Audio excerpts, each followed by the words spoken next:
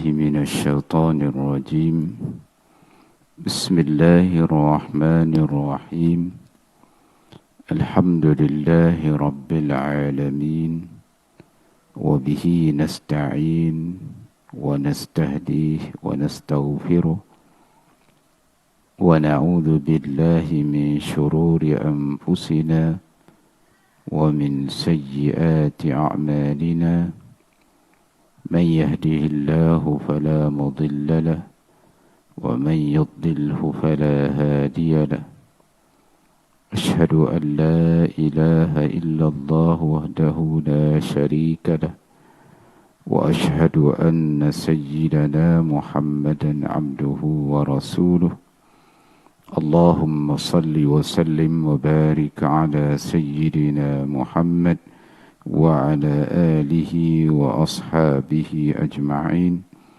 سبحانك لا علم لنا إلا ما علمتنا إنك أنت العليم الحكيم رب اشرح لي صدري ويسر لي أمري واحلل عقدة من لساني يفقه قولي اللهم نور قلوبنا بنور دينك وطهر أعضاءنا بنور عفوك ويسر أمورنا بنور توفيقك واستجب دعاءنا بنور رحمتك يا أرحم الراحمين. Yang saya hormati Tuan Imam Barisan AJK Muslimin Muslimat Rahimakumullah. Alhamdulillah, marilah kita sama-sama merafakkan syukur kita kepada Allah Subhanahu wa taala kerana dengan taufik dan hidayahnya sama-sama kita dapat menaikkan fardu maghrib secara berjemaah dan sama-sama kita berada dalam majlis ilmu ini. Mudah-mudahan Allah Subhanahu wa taala limpahkan keberkatan dan kerahmatan pada kita semua. Insya-Allah kita sambung balik ayat daripada surah Hud. Allah Taala berfirman, a'udzubillahi minasyaitonir rajim. Wa inna kullal lamma la yuwaffiyannahum rabbuka a'malahum innahu bima ya'maluna khabir. فاستقم كما أمرت ومن تاب معك ولا تطغوا إنه بما تعملون بصير صدق الله العظيم. Dan sesungguhnya kepada masing-masing yang berselisih itu pasti Tuhanmu akan memberi balasan sempurna ataupun perbuatan mereka. Sesungguhnya Dia Maha teliti apa yang mereka lakukan. Maka tetaplah engkau, wahai Muhammad, di jalan yang benar, sebagaimana yang telah diperintahkan kepadamu, dan juga orang-orang yang bertaubat bersamamu. Dan janganlah kamu melampaui batas. Sesungguhnya Dia Maha melihat apa yang kamu lakukan. Surah Hud ayat 111 dan 112. Surah Hud ayat 111 dan 112. Kita tengok beberapa perkara daripada ayat ini. Antaranya yang disebut oleh Imam Al-Qurtubi rahimahullahu ta'ala. Dia kata, inna kullam minal umam allati adadnahum yarawna jazaan a'malahum fakadhalika qaumuka ya Muhammad wa ikhtalafa.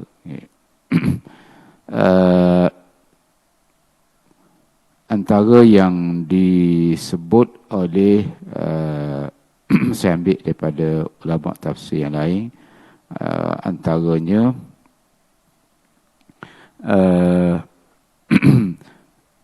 berkata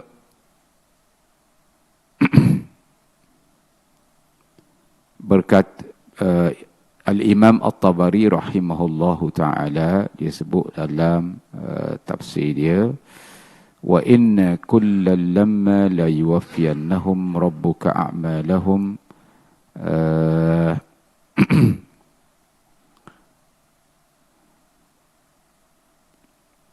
Maksudnya ialah antara diambil sesungguhnya setiap mereka-mereka yang telah kami, kata Imam At-Tabari,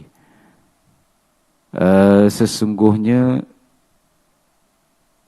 setiap kullaha ula, setiap mereka-mereka yang kami ceritakan kisah-kisah kepada engkau wahai Muhammad, qisasuhum fi hadhihi surah, kisah-kisah mereka dalam surah ni.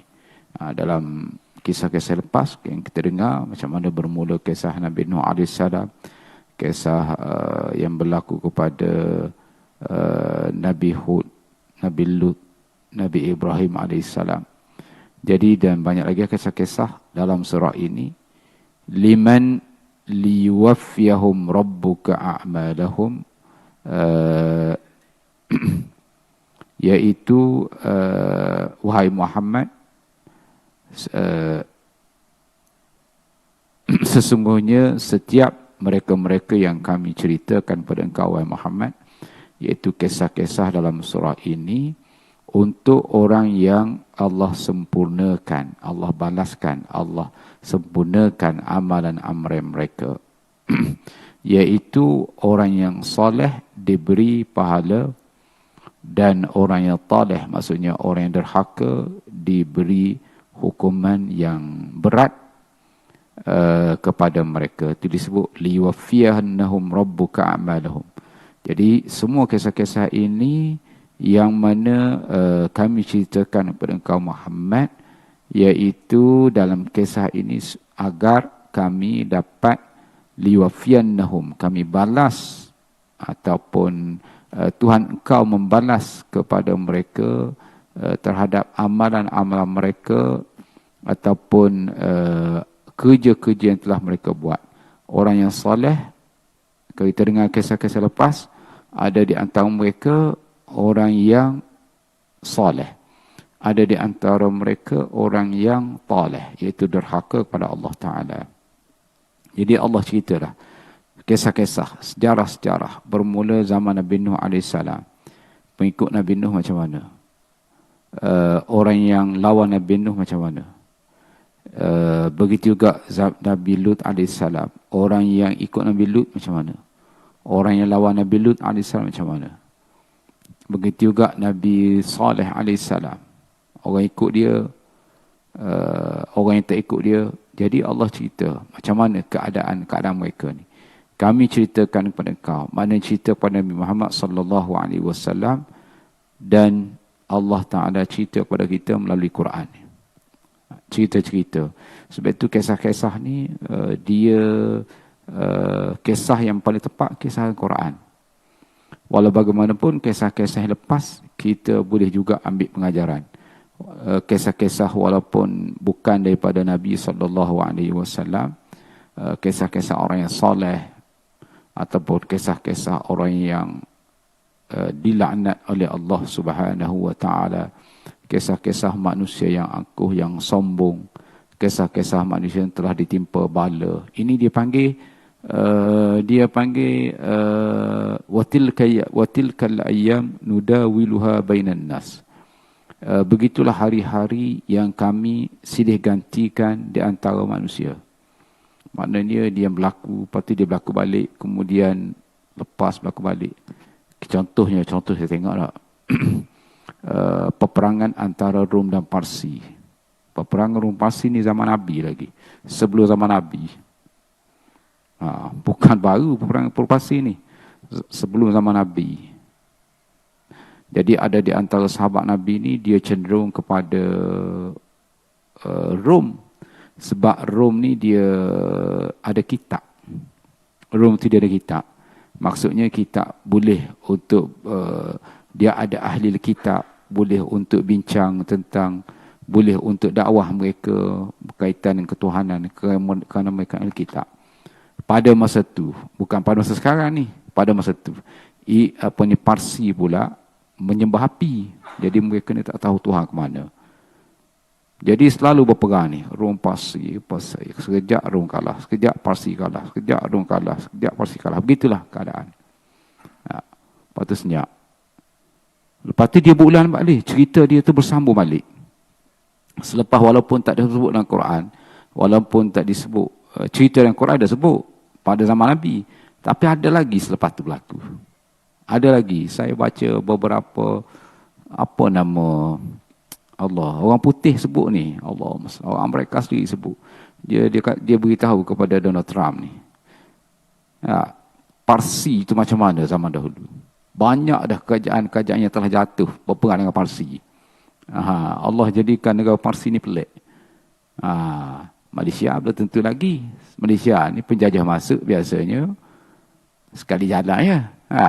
Tapi kalau Parsi ni belum tentu lagi jatuh. Mana kekuatan. Ini bukan sebelum dia Islam tu. Kalau dia Islam lagi kuat. Tu nak cerita sebelum Islam pun dah kita tengok. Sebab tu pemimpin Iran sebut. Kami dah 3,000 tahun dulu. 3,000 tahun dah kami. Dia punya tamadun tu. Mereka baru ya. Mereka buat tempik bersorak ni baru ya. Mereka ni baru ya tuan-tuan. Berapa 100 tahun, 200 tahun kot. Tak sampai 200 tahun. Berapa 100. Baru ya. Dia jadi naik itu pun mujur Saudi tolong dia ya. Negara yang kita pergi buat haji, buat umrah. Rupanya dia tolong mereka. Masya Allah. Sampai petro Saudi tu. Petro dolar tu. Saudi yang tolong. Kisah ni masyhur. Orang tahu belakang. Selepas perang, masa perang ni baru kita tahu. Rupanya Saudi yang telah tukarkan minyak tu dengan dolar. Sebab tu Iran tu dia nak pusing balik supaya gunakan yuan. Untuk beli minyak guna yuan, jangan guna dolar. Jadi maksudnya baru je Amerika ni. Okey. Kalau kita tengok cerita tu dia berulang.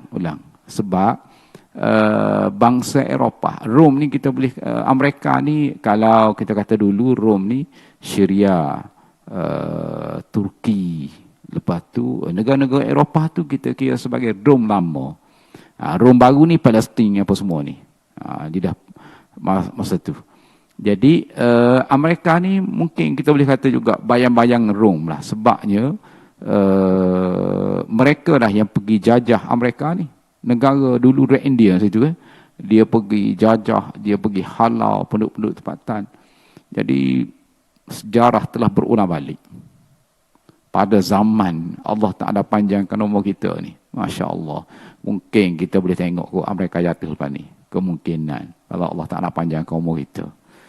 Biasanya kalau jatuh Amerika tu Israel jatuh. Jadi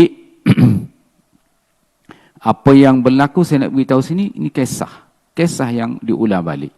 Kisah yang berlaku. Masya Allah Akbar. Kisah yang terjadi. Mereka dia ingat dia kuat. Dia ego, dia panggil arrogant. Keangkuhan dia tu. Dia tak boleh nak terima. Dia tak boleh nak terima kekalahan dia. Dia tak boleh nak terima. Padahal dia kalah dah. Tapi dia tak boleh nak sebut dia kalah. Dia nak sebut dia menang juga. Dia nak sebut dia menang juga. Kalau Amerika ni kuat, nak cerita dia lawan Parsi ni. Ni kita bukan cakap sudut agama. Cakap dari segi bangsa dulu nak cerita tak. Bangsa Parsi ni kuat. Kalau dia ni kuat, Rom ni kuat, ataupun Amerika ni kuat, mesti sekutu-sekutu dia akan join dia sekali. Maknanya tak kuat. Sebab itu tak nak join. Habis tak nak join. Pakai Jepun pun tak nak join. Spanyol sendiri pun tarik diri dah. Britain tarik, Jerman tarik diri habis. Jadi maksudnya tak kuat tu. Tu nak tunggu jatuh ya. Nak tunggu jatuh. Rakyat dia sendiri berprotes. Jadi kita tengok sini dia macam sejarah tu berulang. 1000 tahun terdahulu zaman Nabi SAW berulang balik. Rupanya baru kita tahu. Masya Allah di Iran ni bangsa Parsi lah. Iran ni bangsa Parsi. Sebab dia panggil Parsia tu. Dia pun guna bahasa Parsi. Kita baru boleh tahu dia punya gunung-gunung dia tu macam apa dia panggil? Satu pertahanan. Sebab itu kita tengok itu dia punya rahsia-rahsia yang kuat. ya Allah jadikan. Sebab itu gunung-gunung tempat negara kita ni jangan duduk parah buang. Silap besar kita tu. Dah, duduk tarah bukit buat bangunan. Tarah bukit buat bangunan. Kita tengok Iran dia jaga. Gunung-gunung besar-besar dia jaga. Itu pertahanan rupa-rupanya. Kita duduk buat bangunan. Silap kita buat bangunan banyak. Dia duduk bukit gunung-gunung tu sebagai pertahanan negara. Semua duduk dalam tu. Dengan buat senjata pun dalam tu. Allah bangkitkan kaum Parsi untuk menentang kezaliman Amerika.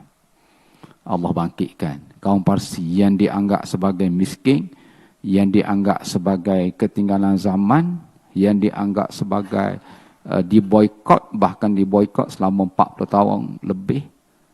Kalau kita tak ada apa, dah tak boleh lawan dah Amerika ni. Hanya boleh lawan Amerika ni negara-negara kaya ya. Negara-negara kaya, ada tengok logiknya. Negara kaya boleh lawan. China ke Rusia ke boleh lawan. Tapi Allah jadikan Iran boleh lawan Amerika. Setakat ni 40 hari lebih. Tak berhenti lagi. Yang ni Amerika pula, ni nak cerita, Amerika pula, dia sekarang ni, dia pula nak buat sekatan Selat Hormuz. Dia pula. Dulu Iran buat, dia nak buat. Baru semalam, Iran dia punya degree warning kepada kapal Amerika yang lalu. Suruh bundur. Takut Amerika bundur. Masya Allah. Tu saya kata penakut. Kalau buat ni tembak lah. Dia tak tembak. Dia takut nak tembak Iran. Masya Allah. Rupa-rupanya pengecut sungguh. Ya Allah, Ya Rabbi. Allahu Akbar. Apa ramai dah tentera dia. Sekarang tentera dia sendiri pun dah bersuara dah. Tak boleh buat apa. Dia kena bom, kena serang dengan peluru berpandu dekat penggalan dia. Tak boleh buat apa. Dah radar hancur, tak boleh buat apa. Askar-askar dia mati begitu je. Jadi, tapi dia ego lagi. Jadi, saya nak beritahu sini, ini dia panggil sejarah. Tu dia panggil sejarah. Sejarah berulang balik. Wa tilkal ayyam nudawiluha bainan nas. Allah berfirman, itulah hari-hari kami silih gantikan di antara manusia.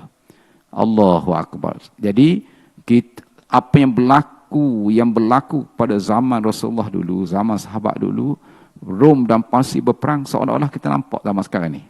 Walaupun tak setepat macam zaman Nabi, tapi Parsi itu berperang sekali lagi dengan Rom. Rom, kita boleh kata Amerika ni Rom lah. Sebab dia punya orang putih, orang daripada sebelah Britain pergi sana. Jadi inilah yang berlaku, yang terjadi. Itu sejarah. Jadi sebab itu kisah-kisah dalam Quran ni banyak sebut tentang kisah-kisah supaya kita ambil ibrah. Akan datang orang akan cerita kisah kita pula. Mungkin 100 tahun lagi orang cerita, oh surau sini baguslah, gini. AJK dia meriah. Kenapa zaman kita ni? Orang akan cerita balik. Orang akan ingat balik zaman-zaman dulu. Budak-budak yang itu ni akan cerita balik. Dia jadi satu pengajaran yang baik. Kalau baik. Kalau tidak baik, macam tadi lah. Wala'iyyazabillah. Minta jauh kita kepada Allah Subhanahu wa ta'ala. Jangan cerita tak baik sudah. Oh, semenjak AJK ni menjadi tak abu, kau cabar habis. Jadi seorang macam-macam. Tak cantik tu. Kalau itu, kata Alhamdulillah, meriah, bertambah makmur, surau, bertambah. Itu Alhamdulillah. Jadi inilah antara yang kita kata yang Allah Subhanahu wa ta'ala sebut dalam ayat. Sesungguhnya semua kisah-kisah itu kami akan sempurnakan mereka. La yuwaffiyannahum rabbuk. Nescaya Allah akan sempurnakan mereka. Maksudnya Allah Ta'ala akan balas apa yang telah mereka buat. Baik ke, buruk ke, Allah Ta'ala balas balik. Allahu Akbar.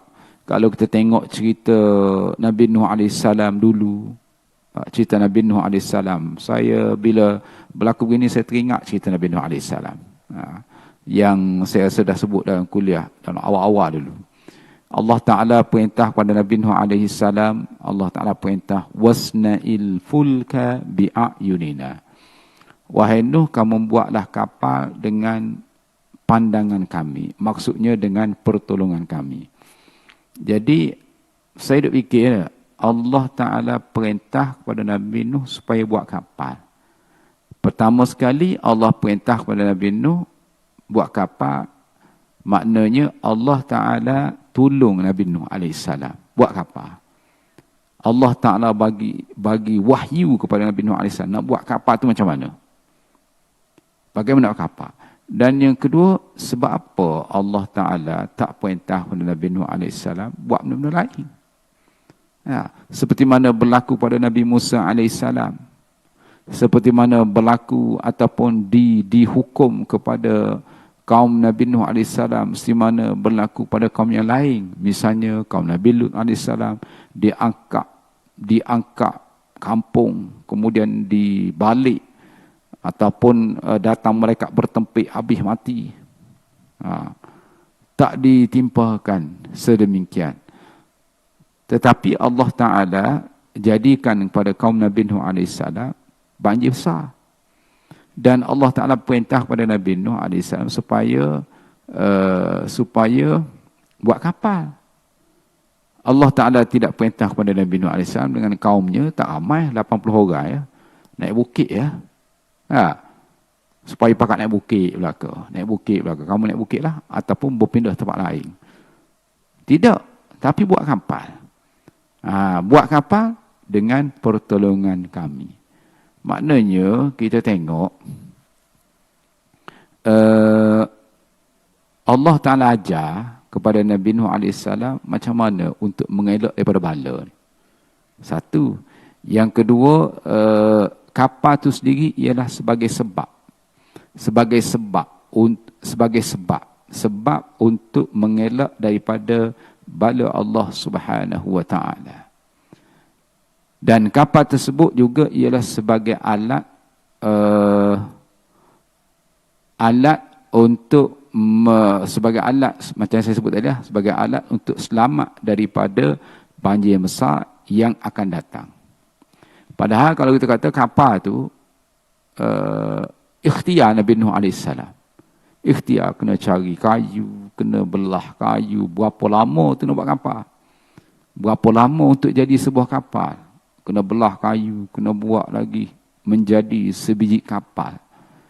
Berarti kita boleh faham di sini, banyak kita tengok dalam ayat Quran, Allah Ta'ala perintah kita kepada kita ni, berkaitan dengan untuk berlawan dengan musuh.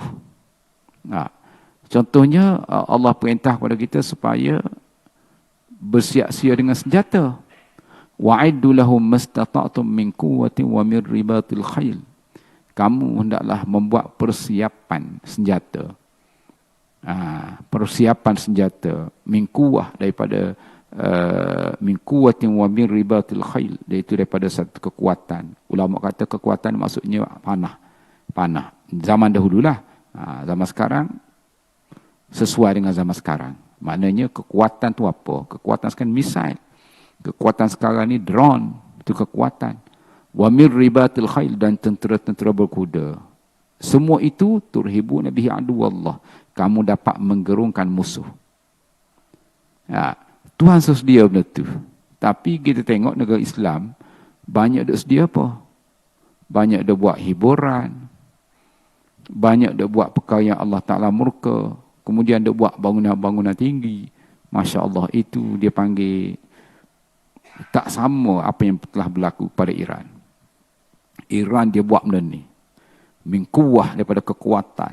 Jadi bila dia buat semikian, sampai musuh-musuh Allah jadi takut. Sampai musuh-musuh Allah jadi takut. Ini dia panggil, macam mana dia boleh buat? Persoalannya, macam mana dia boleh buat? Padahal dia diboikot. Padahal sumber daripada mana dia dapat? Itu kita panggil dengan pertolongan Allah. Allah Ta'ala yang bantu mereka. Sebab tu di Iran kita tengok, boleh kata setiap hari duk selawat pada Nabi SAW. Boleh jadi dengan kuat selawat.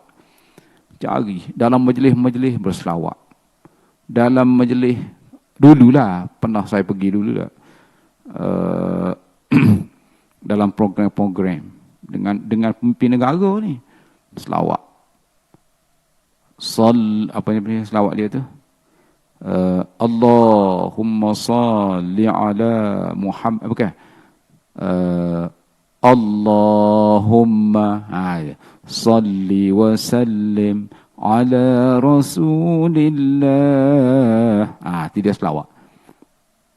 Duduk selawat.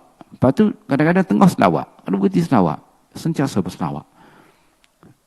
Saya rasa rahsia selawat ni seperti mana yang kita maklum, antaranya ialah pertolongan Allah. Tapi dia selawat tu peringkat negara. Masya Allah lah. Peringkat negara selawat. Kita ni peringkat apa nama sahabat-sahabat gitu ya. Dia peringkat negara. Dalam majlis-majlis pun berselawat. Kita ni musuh maulid Nabi ya, kita selawat. Dia selawat sentiasa. Jadi mungkin juga kekuatan pada selawat Nabi SAW. Allah Ta'ala campakkan ilham pada mereka jadi cerdik. Cerdik. Bank yang ada pada mereka tak ada riba, tuan-tuan. Kita bank riba. Bank yang ada pada mereka ni tak ada riba. Allahu Akbar. Masya Allah. Jadi bank ni tujuan dia baru saya faham. Bila berlaku perang-perang macam ni baru kita nampak. Bank ni, dia sebenarnya bank ni, kalau di, Iran lah, dia tujuan bank ni apa? Tujuan bank bukan untuk mengauk keuntungan. Tujuan bank ni untuk membantu rakyat. Itu tujuan bank. Jadi dia dapat duit tu, duit yang dia letak, duit kerajaan dia letak tu untuk bantu rakyat. Jadi barokah. Tuhan bagi keberkatan. Allah Ta'ala bagi berkat. Orang berniaga pun maju, orang buat kerja pun jadi jalan elok. Tengok, sampai dia boleh buat senjata-senjata, sampai dia boleh buat di segi pertanian dia hebat. Saya dengar ceritanya Iran, kalau kira macam ni tak boleh makan rakyat dia ni. Kita susah ada. Rakyat dia boleh makan lagi, tuan-tuan. Ini yang berlaku krisis yang selepas tiada persetujuan gencatan senjata ni. Kita duk nampak, tak tahulah, nampak parah tu. Tapi rakyat dia boleh makan lagi. Yang takutnya kita ni. Yang takutnya kita, dia relax ya. Nak ceritanya perang 40 hari lebih pun rakyat dia boleh makan. Relax. Setiap waktunya perasaan lagi. Untuk bertahan dekat jambatan tu. Serang, kami rela mati. Rakyat dia rela mati. Dan sehari 2 hari ni, kenyataan daripada pemimpin dia, daripada menteri luar sendiri. Dia sebut sampai kami sama ada, apa dia sebut, ataupun kami mati syahid. Dia sebut macam tu. Tak sama ada kami menang ataupun mati syahid. Mana ada sebut di negara macam tu. Tu nak ceritanya. Bukan daripada presiden dia sendiri. Jadi ini adalah antara, saya nak beritahu sini macam mana persiapan yang Allah Ta'ala perintah kepada kita orang Islam ni, buat persiapan dengan benda-benda begini. Contoh yang telah berlaku. Nabi Nuh AS, Allah Ta'ala perintah kepada dia supaya buat persiapan. Buat persiapan. Buat persiapan sebab kapal tu. Allah Ta'ala tolong. Macam kita, kalau buat persiapan dengan senjata, Allah Ta'ala akan tolong. Tapi buat dengan atas dasar yang betul. Allah Subhanahu Wa Ta'ala bantu. Jadi inilah antara kisah-kisah yang telah berlaku yang kita boleh ambil banyak pengajaran. Jadi semua itu, orang yang taat pada Allah, Allah balas yang baik. Besok hari akhirat nanti Allah masukkan ke dalam syurganya. Orang yang engkar kepada Allah Subhanahu Wa Ta'ala, mereka akan masuk neraka. Baik itu bila berlaku perang ni juga, saya tengok antara pengajaran besar kepada kita ialah manusia sebut nama Tuhan. Yang kafir pun sebut nama Allah. Sebut Allah. Donald Trump sendiri pun sebut Allah. Praise to Allah. Saya tak tahu. Dia sebut tu, orang kata sebut atas dasar mengejek sebab berdasarkan perkataan sebelum tu. Salah. Pujilah Tuhan kamu macam tu. Jadi, wallahu alam. Manusia tengok. Bahkan di antara mereka kata perang agama. Perang agama. Jadi, inilah antara contoh. Jadi, apa yang berlaku ni Allah Ta'ala akan balas sama ada atas dunia ataupun hari akhirat. Innahu bima ya'maluna basir, bima ya'malu khabir. Sesungguhnya Allah Ta'ala mengetahui apa yang mereka lakukan. Baik, Kemudian Allah Ta'ala berfirman, fastaqim, hendaklah kamu istiqamah. Kama umirta, sebagaimana apa yang kamu diperintah. Wahai Muhammad, istiqamahlah kamu seperti mana yang disuruh. Wa man taba ma'aka, dan orang yang bertaubat bersama kamu. Wala tatraw, dan jangan kamu melampaui batas. Innahu bima ta'maluna basir, sesungguhnya Allah Ta'ala Maha melihat apa yang kamu lakukan. Baik. Dalam tafsir ini disebut, ulama tafsir mengatakan yang disebut oleh ulama tafsir antaranya oleh Al-Imam Al-Baghawi rahimahullahu ta'ala. Makna istaqim ala dini rabbik. Kamu hendaklah istiqamah di atas agama Tuhanmu. Wal amali bih, dan kamu hendaklah beramal dengannya. Wad du'a ilaih, dan kamu berdoa kepadanya sebagaimana kamu disuruh. Ataupun berdoa kepadanya. Wa man taba ma'aka, dan juga orang-orang yang beriman bersama engkau. Falyastaqimu, hendaklah juga beristiqamah. Kata Umar bin Al-Khattab radhiyallahu anhu, al-istiqamah an tastaqima al-amri wan nahyi wala taru'u rawani tha'lab. Istiqamah itu ialah istiqamah kamu di atas istiqamah itu ialah istiqamah di atas perintah Allah Subhanahu wa taala. Istiqamah itu istiqamah di atas perintah Allah Subhanahu wa taala, dan istiqamah di atas larangan Allah Subhanahu wa taala, kata Sayyidina Umar. Wala taru'u, dan jangan wala tarugha rawghani tha'lab, dan janganlah kamu berkeluk-keluk seperti mana helahnya musang. Jangan kamu berkeluk-keluk seperti mana berkeluk-keluknya musang. Maksudnya musang ni dia terkenal dengan sifat licik dia. Musang ni dia ada, saya tak tahulah dia punya sifat licik dia ni. Dia maksudnya nak beritahu sini jangan berdalih. Musang ni saya tak tahu dia punya apa dia ada. Dia ada cara-cara dia. Bila Sayyidina Umar sebut begitu tu, wala taruru rawani tha'lab, jangan kamu berkeluk-keluk berdolak dalih buat sesuatu seperti mana perangai musang. Maknanya jangan cari alasan untuk lari daripada ketaatan. Jangan pusing cerita untuk halalkan yang haram. Jangan banyak berdalih. Bila Nabi SAW beritahu, maka istiqamah. Jadi kata Sayyidina Umar, al-istiqamah an tastaqima ala al-amri wan nahyi, iaitu istiqamah atas perintah Allah dan di atas larangan Allah. Wala tarugha rawghani tha'lab, jangan kamu berkeluk-keluk seperti mana berkeluk ataupun berdalih seperti mana dalihnya musang. Bila sampai bab perintah Allah, dia macam ni. Sepatutnya begini, tapi begini. Bila sampai bab larangan Allah, kena atas kepala aku, tak boleh lah. Kalau orang lain tak apa, aku tak boleh lah. Dia pusing lah. Ayat tu dia pusing begini, macam berlaku kepada ahli kitab. Macam berlaku kepada ahli kitab. Bila sampai bab haram, orang lain haram. Kena atas kepala kita sendiri, tu tidak haram. Pandailah kita bubuh darurat ke apa benda bolehlah.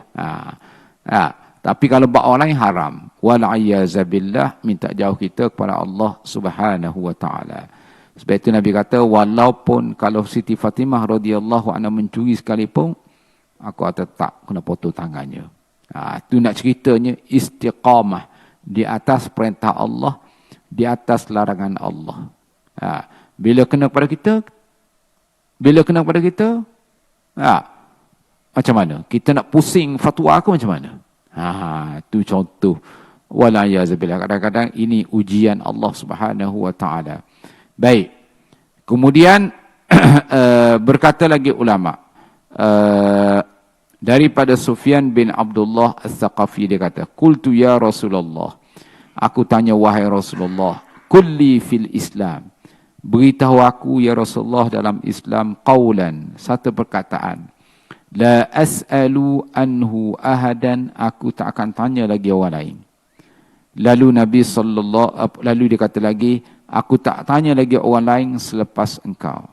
Lalu Nabi SAW bersabda, Kul amantu billah thumma istaqim. Kamu kata, aku beriman kepada Allah dan jangan kemudian istiqamahlah. Itu dia panggil istiqamah. Perkataan yang mudah tetapi berat. Sehingga rambut Nabi SAW menjadi putih. Sebab apa? Sebab surah Hud ni. Sebab apa dan surah Hud ni? Sebabnya ialah ni, ayat ni lah, istiqamah. Ayat bunyi mudah tuan-tuan. Bunyi macam mudah tapi berat. Sehingga rambut Nabi SAW berubah. Bukan, ulama kata bukan disebabkan ayat-ayat tentang cerita-cerita hukuman Allah tu. Ni cerita yang ni paling berat sekali. Nak istiqamah. Kalaulah Nabi SAW merasa berat, kita lebih-lebih lagi. Jadi, apa yang kita boleh buat? Doa kepada Allah Ta'ala supaya Allah permudahkan untuk kita taat kepada dia. Untuk kita tinggal larangan dia. Kerana kita takut kita diuji oleh Allah Ta'ala. Yang paling berat sekali, kita diuji oleh Allah. Jadi, bila kita tengok dalam bab istiqamah ni, ada beberapa perkara yang saya nak sebut sini.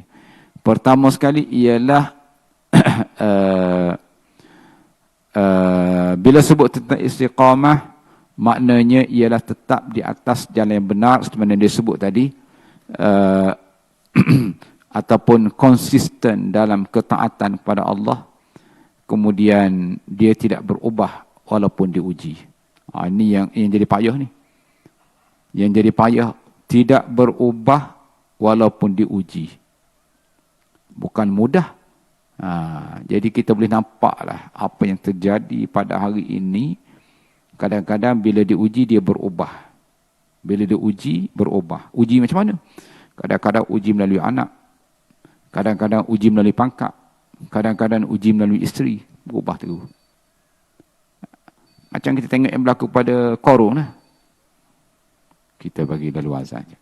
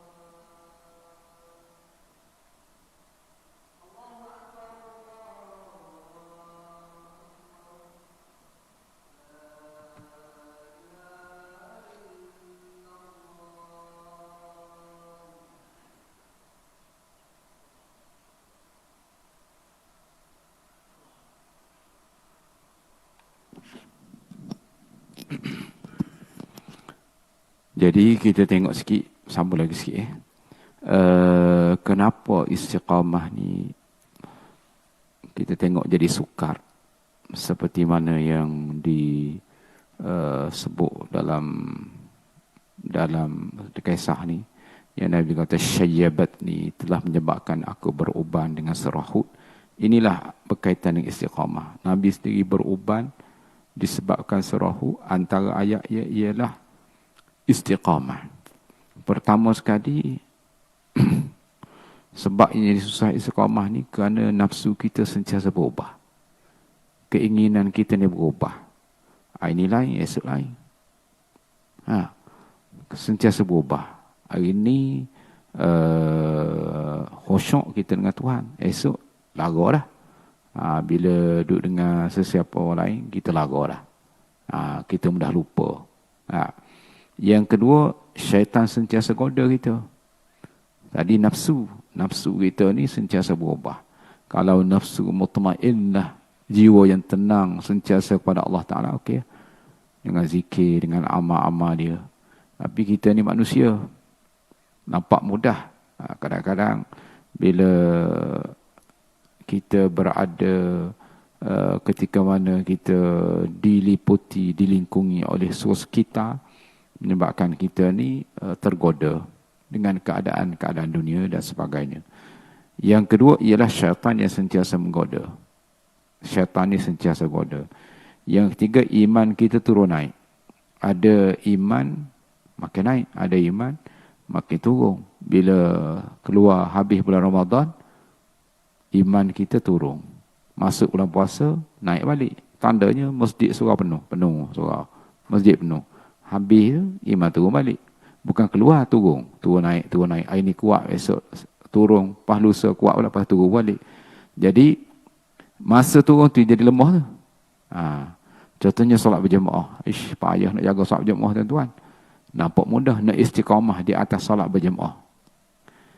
Biasanya orang surau ni jagalah solat tu. Tapi nak solat berjemaah ni payah. Saya tengok ada beberapa hamba Allah yang boleh kita buat ambil pengajaran. Antaranya doktor yang meninggal ni, muda lagi umur dia, Dr. Kamal nama dia. Dia kalau rasa tak siap saya kok yang buat, ada beberapa kitab yang telah dia buat. Antaranya cerita tentang kematian. Dia sakit kanser dan dia cerita, Masya Allah, tentang kematian. Allahu Akbar, perjalanan kematian. Dan dia pun meninggal dunia dalam keadaan sudah siap kita dia. Kalau tak siap saya dia. Kalau tak siap saya lah. Dia istiqamah salat berjemaah. Salat berjemaah tu dia istiqamah. Masya Allah Akbar. Kalau program-program dia atur supaya adanya salat berjemaah. Itu bukan mudah. Kita mungkin ialah kita ni tu yang kata susah tu, nak istiqamah betul-betul tu susah. Tapi ada hamba-hamba Allah Ta'ala boleh buat. Itu dalam bab salat berjemaah baru, tidak ke bab lain lagi. Jadi ini faktor yang ketiga. Kita tengok yang seterusnya ialah yang ketiga, iman turun. Yang keempat, persekitaran kita tidak membantu. Kita duduk dalam kelompok mana? Kalau sekitar kita tu iman lemah, kita pun lemah. Walaupun kita orang masjid. Kalau persekitaran orang kuat. Kita punya circle, dia punya circle. Circle kita kuat, insya-Allah kita kuat.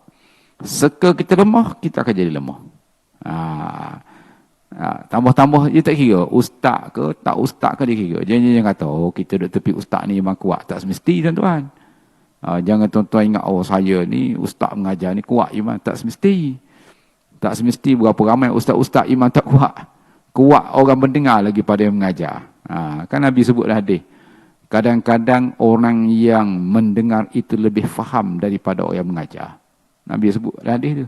Kadang-kadang orang yang mendengar itu, orang yang ilmu sampai padanya lebih faham daripada orang yang menyampai. Jadi maksudnya antaranya ialah benda-benda begini ya. daripada sudut kefahaman agama, daripada sudut kekuatan iman yang ada. Jadi kalau seka kita iman kuat, maka kuatlah. Barulah kita istiqamah. Kalau seka kita jenis tak ambil peduli hal sembahyang, tak sembahyang. Seka kita ni kuat sembahyang berjemaah. Okey, kita nak sembahyang kat jemaah ni. Kat mana kita nak singgah ni solat berjemaah ni? Ni nak masuk waktu asar ni. Ni kalau seka kita sendiri,